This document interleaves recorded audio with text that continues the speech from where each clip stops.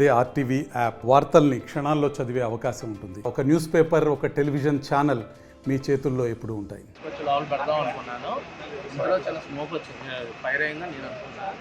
ఇంట్లో నేనేమో బైక్ తీసి లోపల పెడదాం అనుకున్నా, ఇంట్లో ఇది అయింది. ఓన్లీ -1లో బైక్స్ ఉంటాయి, పైనేమో కార్స్ ఉంటాయి.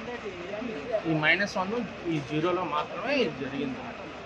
ఇంట్లో నేను బయట వచ్చి లోపల పెడదాం అనుకునేసరికి బైక్ స్మోక్ వచ్చింది కదా అని ఆగాను. చూస్తే ఇప్పుడు మొత్తం ఫైర్ అంతా ఆపారు. ఓకే, పైన పేషెంట్కి నాకున్న నేను ఇప్పుడు అక్కడి నుంచి అలా వచ్చాను. అయిన తర్వాత అక్కడి నుంచి అలా వచ్చాను. ఎక్కడ జరిగింది? ఓన్లీ -1.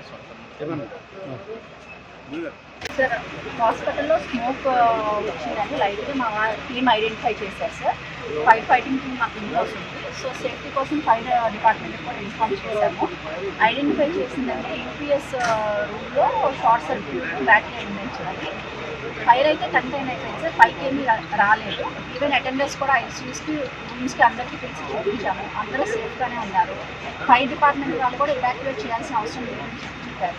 ఓన్లీ ఏంటంటే బ్యాటరీ వల్ల స్మోక్ ఎక్కువ వచ్చింది, అంతే తప్ప ఎవరికి కూడా హాని కానీ ఏమీ జరగలేదు. ఎవాక్యుయేషన్ కూడా చేయవలసిన లేదని ఫైర్ డిపార్ట్మెంట్ వాళ్ళు క్లియర్గా చెప్పారు. సో అదే ఒకసారి ఎందుకంటే మా ఇంట్లో హాస్పిటల్స్ కూడా అంతా రెడీగా ప్రిపేర్గా ఉన్నాము.